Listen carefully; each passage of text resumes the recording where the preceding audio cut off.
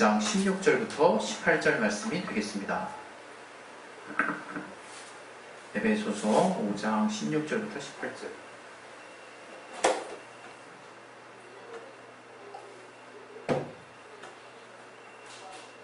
에베소서 5장 16절부터 18절 우리 찾으셨으면 우리 다같이 우리 합독하도록 하겠습니다. 시작.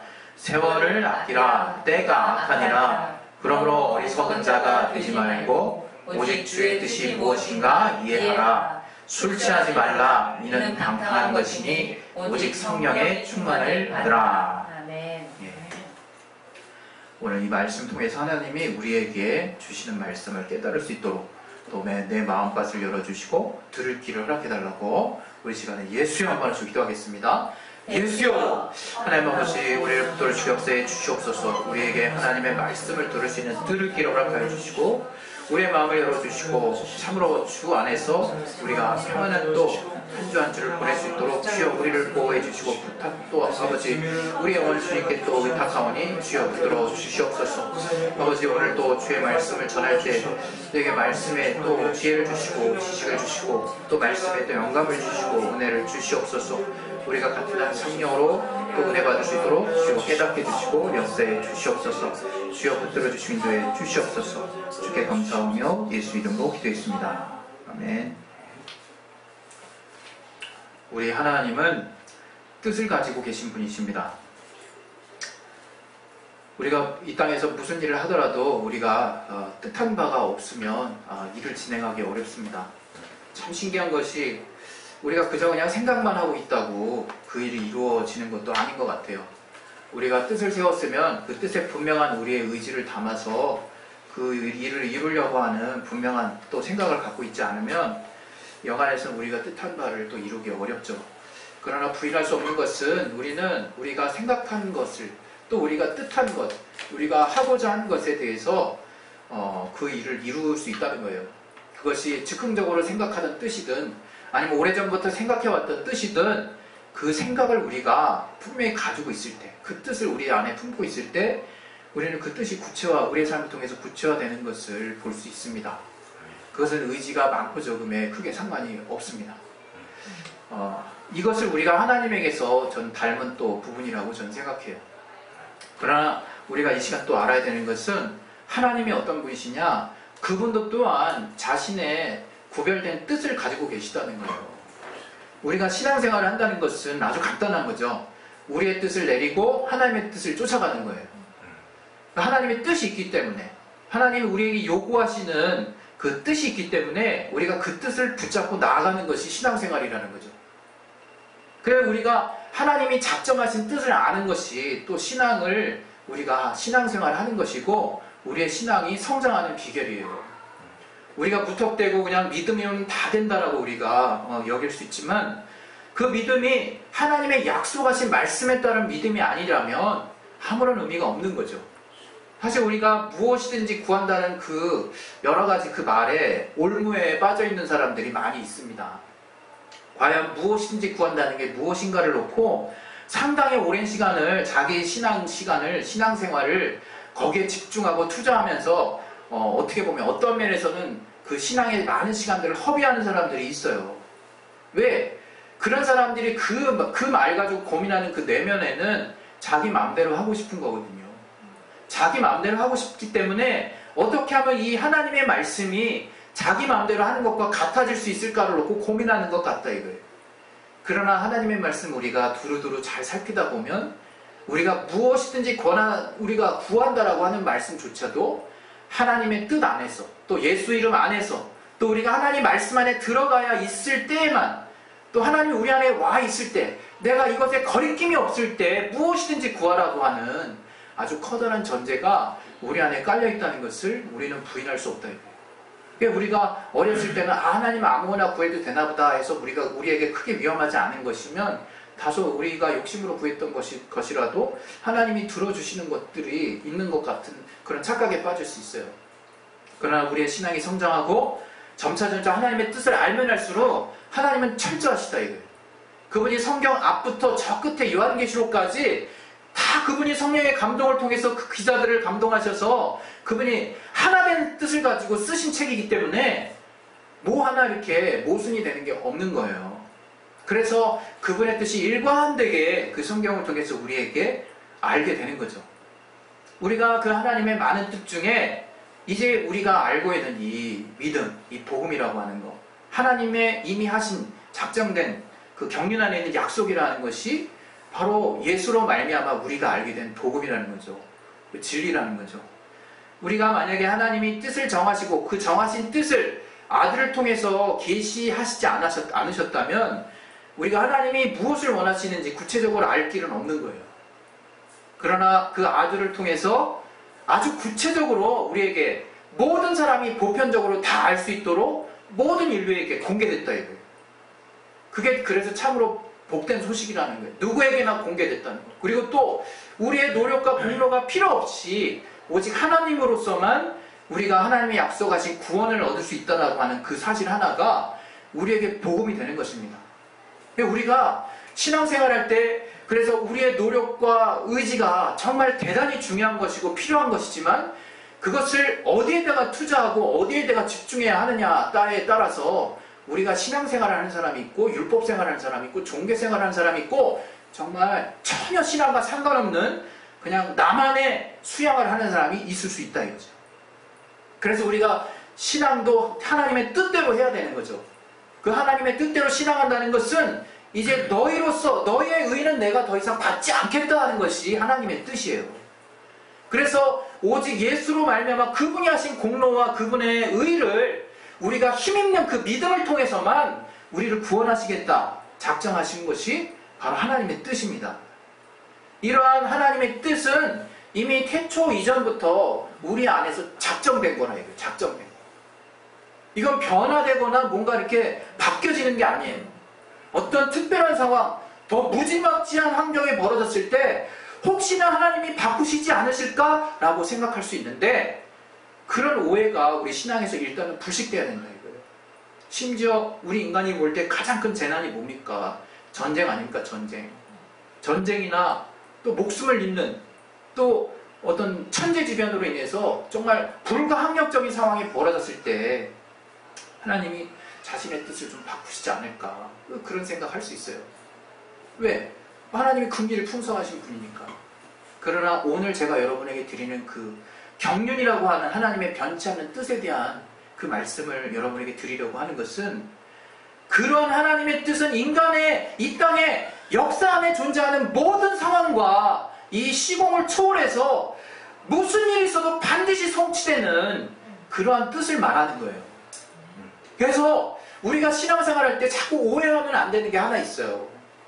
자꾸 여러분이 하나님의 긍휼하심과 하나님이 좋으신 하나님 또 하나님이 나를 또 사랑하신다라고 하는 개념을 하나님의 변치 않은 뜻과 관련해서 오해하시지 말라는 거예요. 그거는 그분이 이미 자신의 이름을 걸고 자신의 명예를 걸고 우리에게 내뱉으신 말씀은 그것이 해롭다 할지라도 하나님은 그냥 지켜가시는 거예요.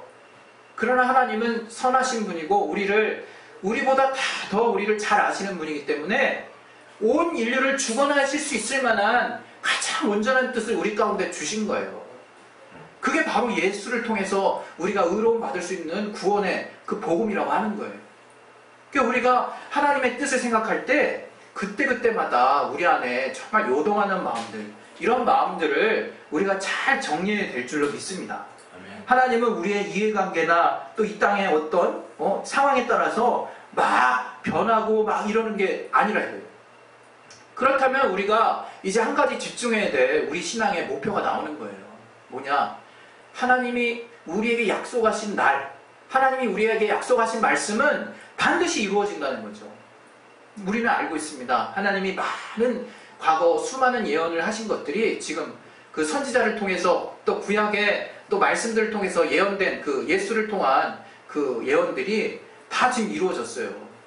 그러나 이제 정말 성령이 오셔서 우리 가운데 우리와 영원히 함께 하실 거라는 그 약속이 지금 실행되고 있는 시점에 살고 있다 이거예요. 이제 하나님께서 마지막으로 다시 이 날 내가 공중에 이제 너희를 천사장의 나팔 소리와 함께 다시 오시는 날이 있다라는 말씀을 이제 우리에게 주셨어요. 그날은 우리 모든 믿는 자들에게 가장 행복한 날입니다. 가장 무서운 날이 아니라 가장 행복한 날이에요. 정말 슬픔이 없고 이 땅에 여러분 정말 여러분 중에 자신 안에 크고 작든 한서림이 없는 사람이 어디 있습니까? 자기 인생에 대해서 한이 없는 사람이 사실 어디 있어요? 후회가 없는 사람이 어디 있냐 이거예요. 우리 어린 친구들도 후회가 있던데 말이야. 그 돈 괜히 썼다 그러고 성주처럼 돈 잘 모을 걸 형은 이렇게 막 모았다가 좋은 거 사는데 자기는 맨날 이렇게 그때그때만 사가지고 아까워가지고 후회하는 삶을 살고 있는 거야. 우리 어린 친구들도 우리는 오죽하겠습니까? 스케일도 커졌지. 우리 주변에 보는 것도 많지. 세상에 사실 마음만 먹으면 다 할 수 있는 벌어진 세상에 우리가 미처 정말 체험하지 못했을 뿐이지 인터넷으로 얼마나 정말 멋진 것들을 많이 봅니까? 그것들 보면서 후회되고 또는 내가 왜 이렇게 살았지 생각날 순간순간들이 왜 없겠습니까? 우리가. 그러나 하나님이 이제 주님을 믿지 않고 받아들이지 않았을 때 더 큰 후회가 생길 만한 때를 우리 모든 인류 가운데 경고하셨다는 거예요. 경고하셨다는 거예요. 그 날은 반드시 온다라고 지금 우리에게 여러 가지 비유를 통해서 말씀하셨다는 거예요. 우리가 베드로서에 1000년이 하루 같고 하루가 1000년 같은 이 사실 하나를 기억하라고 분명히 베드로가 우리 가운데 말을 했죠. 그거를 여러분 어떻게 해석하고 계십니까? 이게 극단적으로 표현하면 우리가 하루밖에 안 지났다고 생각했는데 하나님은 그 하루를 1000년처럼 쏜살같이 갈 수 있게 하실 수 있다는 거예요. 여러분 우리가 생각하는 아인슈타인의 상대성 이런 제가 하나도 모릅니다. 그러나 상대적인 속도감이 있다는 거야. 신기하게. 분명히 똑같이 가면 똑같이 가는 속도인데 어느 달려가는 기차에서 보면 속도감을 못 느낄 수도 있다는 거예요. 제가 그 정도까지는 알아. 그런 상대적인 우리의 감이라는 게 우리는 그런 게 존재한다는 걸 느껴. 그걸 이론적으로 설립할 정도로 그런 개념이 있다는 걸 깨달아. 그런데 하나님이 하시는 말씀이 얼마나 두렵습니까? 우리는 정말 누가복음 12장 19절에 말한 것처럼 그 부자가 자 이제 쉬자. 내 영혼아 좀 더 쉬자. 창고를 이렇게 크게 만들었으니 내가 앞으로 살고 편하게 살 날들이 많이 남았겠구나 이러고 있지만 이 미련한 자여 내가 오늘 네 영혼을 취하면 네 것이 되겠느냐라고 말한 것처럼 우리의 앞날이 정해진 날이 단 하루도 없다는 거예요.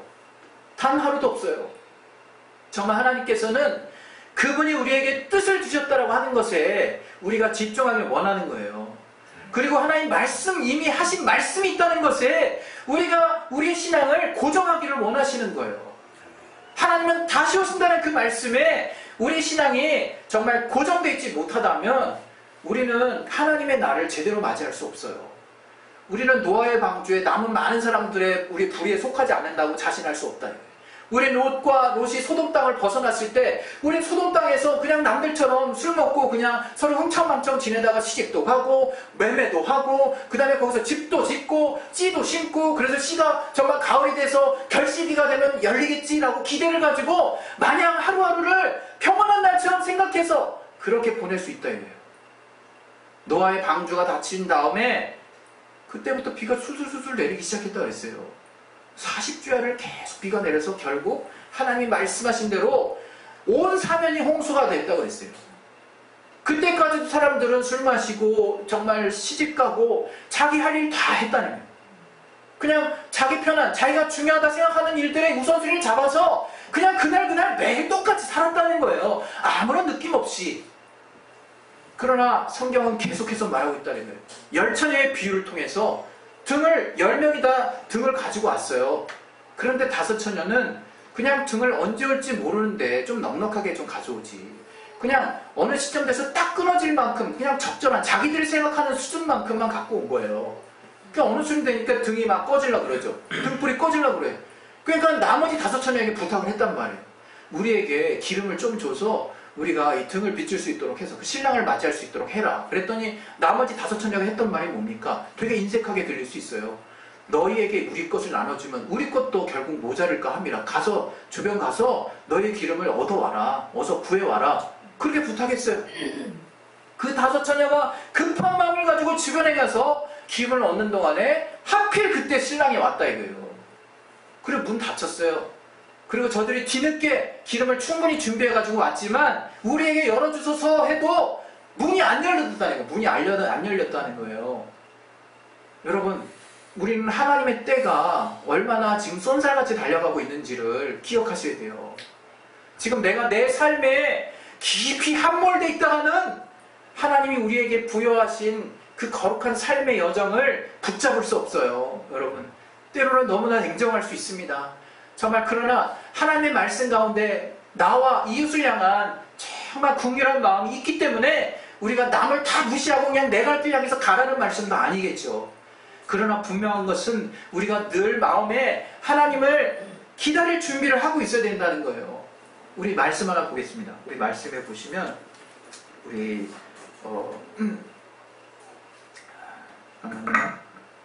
데살로니가 전서 5장 2절부터 4절까지 한번 보겠습니다.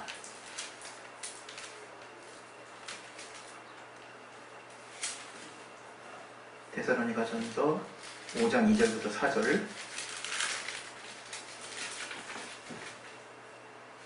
같이 한번 읽어보겠습니다. 시작. 주의 날이 밤에 도적같이 이룰 줄을 너희 자신이 자세히 알리라. 저희가 평안하다 안전하다 할 그때에 잉태된 여자에게 해산 고통이 이룬 것 같이 멸망이 호련히 저희에게 이르리니 결단코 피하지 못하리라. 형제들아, 너희는 어둠에 있지 아니하매 그날이 도적같이 너희에게 임하지 못하리니.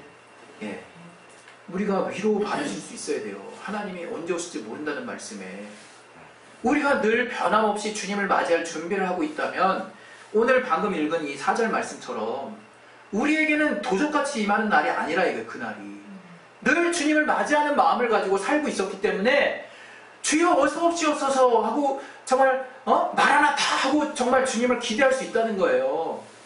그러나 정말 이 도적같이 이름을 두려워하는 사람들이 어떤 사람들입니까? 정말 평소에는 정말 다른 삶을 살다가 주님이 오시는 그 직전에 나를 마치 다 준비하는 거, 어떤 날을 특정해서 그 날을 위해서 나를 올인하는 사람들의 삶이 이와 같다는 거예요. 여러분, 오늘 같이 본 본문에 세월을 아끼라 때가 악하니라 이런 말씀이 있어요. 우리가 이 세월을 아끼라는 말씀이 무엇인지를 우리가 분명히 마음에 두고 있어야 합니다. 세월을 아끼라는 것은 바로 때가 악하기 때문이에요. 다른 말로 이제 우리가 가만히만 있어도 하나님께 집중할 수 없도록 많은 미혹거리가 있어요. 여러분, 우리의 자녀들 여러분 정말 보셔서 알잖아요. 또 우리가 지금 살고 있는 시대를 보셔서 알잖아요. 그냥 가만히만 있어도 내가 인터넷에 손이 가서 막 한두 시간 쑥딱 지나가고 되고 내가 무슨 쓸데없는 뭔가 가치 있는 일을 했는지 기억도 안 난 채 몇 시간이 쑥 지나가기도 하고 그러죠. 그리고 그냥 내 주변 우리 어린 친구들 요즘 얼마나 스마트폰에 중독돼 있습니까? 네? 게임에 중독돼 있지, 스마트폰에 중독돼 있지.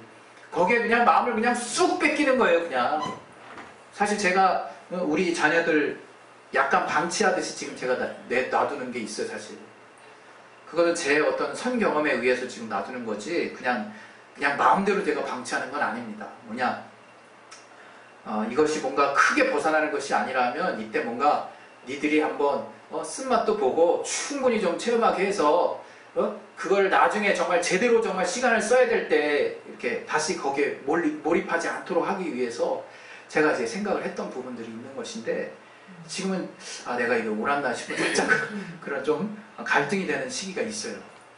왜냐하면 이제 우리 아이들이 이제 적정한 시기가 되면 좀 공부에 올인도 해야 되고 자신의 미래를 위해서 또 자기를 뭔가 이렇게 자기의 미래가 자기가 어떻게 살아야 될 것인가를 놓고 좀 이렇게 좀 투자했으면 하는 마음이 있는데 그런 귀한 시간들을 다른 데 다 쓰고 있다 이거지 보면.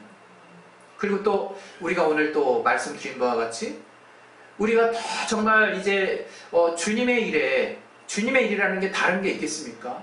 그냥 우리 딱히 그냥 교회 와가지고 예배드리고 기도하고 전도하는 것이 그것만이 주님의 일이 아니라 그것은 정말 보여지는 주님의 일이고 사실은 우리가 삶 가운데 주님이 하신 말씀대로 사는 게 주님의 일이죠. 주님의 말씀대로 우리가 믿고 있는 것이 주님의 일이라 이거예요. 그렇게 하려면 우리가 매 순간 우리의 달리는 시간을 정말 절약해야 되거든요. 우리의 시간이 쓸모없게 버려지지 않도록 우리가 오늘 읽은 말씀의 그 뒷구절에는 술 취하지 말라는 말씀이 있어요. 그걸 여러분은 술 취하면 술 먹는 게 악한 거기 때문에 뭔가 이게 죄이기 때문에 술 취하지 말라 이렇게 보시는 분들도 있어요. 그러나 대체적으로 술에 취하면 거기서 나오는 영향들, 그것이 무엇인지를 우리는 정확히 알고 있기 때문에 술 취하지 말라 그러는 거예요. 술 취하면 우리가 일반적으로 벌어지는 우리 현상이 뭡니까? 술이 주인이 된다. 술을 의지해서 사람들 사랑 고백했다는 사람 많죠. 옛날에 대학교 때 술 취한 그냥 술김에 그냥 얘기했다고 확. 그게 솔직히 자기 안에 있는 중심이 나오는 건 맞지만 그게 사실은 용기가 없어가지고 술의 힘을 의지하는 거거든요. 이제 술에 의지하고 또 술에 의지하면 우리의 정신이 맑지 못하기 때문에 하나님의 말씀을 붙들 수 있는 힘이 안 생겨요. 신기하게 담배도 똑같아요. 담배도 제가 담배는 또 아버지를 닮아서 또 안 폈지만 젊었을 때 한번 이렇게 누가 누가 주워온 거를 제가 시험용으로 한번 빨아봤다가 제가 죽을 뻔했죠. 아주 하늘에 별이 막 떠다녀가지고. 근데 이 담배라는 것도 똑같은 거 아닙니까? 결국에는 하나님이 하신 말씀을 흐리멍텅하게 만든다 이거예요. 망각하게 만들고 지킬 수 없게 만들어요. 이것이 중독, 또 이것이 이렇게 빠지게 만드는 것들이 우리를 이제 하나님께 가까이 가는데 아주 자연스럽게 멀리할 수 있도록 이제 세상은 그런 장치적인 것들로 이 쾌락을 느낄 수 있는 장치적인 것들로 우리를 공격해오고 있다 이거예요. 여러분 이거는 정말 우리가 긴장해야 될 일이에요. 우리가 바짝 정신 차려야 될 일이에요. 왜? 이 시작점은 별거 아니거든요. 그냥 여기서 저 옆에 길이야. 그리고 레저 그냥 잠깐 이런 식으로 느낄 수 있도록 다 우리 주변에 이렇게 마치 쥐레처럼 이렇게 버튼 누르면 다 쑥 들어갈 수 있게 다 만들어놨어요. 그러니 우리가 정말 특히 어린 친구일수록 분별이 잘 안 된다 이거예요. 심지어는 우리가 거기에 정말 세상에 너무 고통스러워서 그것들을 잊으려고 술에 의지하고 담배에 의지하다 보면 그것도 중독이 된다 이거예요. 여러분 정말 우리가 때가 정말 악합니다. 그래서 술 취하지 말라는 거예요. 시간을 허비하지 말라는 거예요. 아무 생각 없이 그냥 보내지 말라는 거예요. 우리가 막 그냥 남들보다 오뚜기처럼 악착같이 그냥 구두쇠처럼 내가 돈을 긁어먹으면서 그렇게 절약하면서 살자. 지금 이 얘기하는 게 아니잖아요. 우리가 삶을 살 때도 남들보다 잘 살려면 그렇게 해야 진짜 잘 사는데 우리의 신앙, 영원히 하나님이 이제 우리를 정말 책임지실 수 있는 그 근거가 되는 영혼의 문제를 우리가 함부로 할 수 없다 이거예요. 오늘 그래서 저와 여러분이 정말 하나님이 우리에게 정말 매 순간 우리는 내가 이 시간을 어떻게 보내야 할 것인가를 고민할 만한 그런 시대를 살게 하셨다는 것을 여러분이 기억하셔야 될 줄로 믿습니다. 네. 그냥 남들 다 이렇게 하니까 나도 이렇게 해야지. 이제 더 이상 그렇게 살지 마세요. 다른 사람들 그렇게 사는 게 절대적인 기준이 절대로 아닙니다. 하나님은 여러분 각각에게 필요한 말씀을 주시고 여러분에게 살 길을 정말 열어주셨고 또 하나님의 말씀대로 다소 더디게 가는 것처럼 보여도 늘 그 길에서 믿음을 잃지 아니하고 늘 마음의 중심을 붙잡고 있으면 그게 사람이 많든 적든 하나님이 그 중에서 정말 기도원의 300용사를 들어서 쓰시는 것처럼 또 엘리야가 정말 지쳐서 완전히 탈진되었을 때 하나님이 영안을 열게 해주셔서 정말 바알에게 무릎 꿇지 않은 7,000명의 용사가 있다는 것을 자기가 깨닫게 해주신 것처럼 우리가 믿음의 길을 계속 가고 있으면 굉장히 고독하고 힘들 수 있지만 하나님은 나와 함께하고 있는 믿음의 동역자들이 있고 주님이 함께 하신다는 것을 어려운 순간순간마다 깨닫게 해주시고 알게 해주실 것입니다. 그 길이 그래서 그렇게 어렵지는 않아요. 우리만 의지를 하나님의 뜻에 고정하면 된다 이거예요. 우리 시간 이제 기도하겠습니다. 기도하실 때 정말 하나님이 그분이 이미 작정하신 뜻은 이미 카운트다운을 시작했어요. 그래서 하나님이 언제 오실지 모릅니다. 정말로 언제 오실지 몰라요. 그것은 북한이 정말 여러 가지 전쟁 분위기를 조성해서 우리가 익히 예상할 만한 이래서 정말 마지막 날이 오는 거구나 이런 식으로 오지도 않아요. 평안하다 할 때 도리어 임산부가 정말 만삭이 됐을 때 그냥 평범하게 길을 걷다가 그냥 갑자기 양수가 터져서 그냥 산부인과로 직행하는 것처럼 그때를 알았으면 병원 미리 가 있지. 전혀 그렇지 못하다 이거예요. 정말 우리의 앞날 아무도 보장할 수 없습니다. 그러나 우리가 늘 주님 앞에 기뻐하고 주의 말씀을 순종하려 하고 우리가 연약하고 죄짓지만 그때그때마다 생각날 때마다 주님께 돌아오고 또 정말 주님이 기뻐 여기실 만한 그 믿음의 옳은 길들을 하나님의 정해진 뜻으로 알고 하루하루 살다 보면 우리가 기쁨으로 주님이 정말 오시는 날을 맞이할 수 있을 것입니다. 이 시간에 우리 예수 한번 기도하실 때 우리 이 땅에 가지고 우리 승부 거는 자들 아닙니다. 이 땅에 물질 많고 적음을 가지고 오르락 내리락 하는 자들도 아니에요. 물론 힘들지만 하나님이 우리에게 영원히 우리에게 알게 하신 그 복음, 그 영생, 그 소망, 그 꺼지지 않는 하나님이 우리에게 주신 그 변치 않는 뜻을 놓고 우리가 몸부림치는 신앙생활을 하기 때문에 이렇게 어렵다는 것을 기억하시고 하나님 이 뜻을 내가 끝까지 지킬 수 있도록 내게 성령으로 위로해 주시고 성령의 능력과 또 은사를 통해서 나로 넉넉히 지켜나갈 수 있도록 내게 힘을 주시고 역사해 달라고 우리 시간에 예수여 한번 하시고 기도하겠습니다. 예수여 하나님 아버지 우리를 도와주시고 해 주시옵소서. 우리에게 하나님 우리에게 주시는 선한 인도하심 그 말씀의 인도하심을 그분으로 나아갈 수 있게 도와주시옵소서.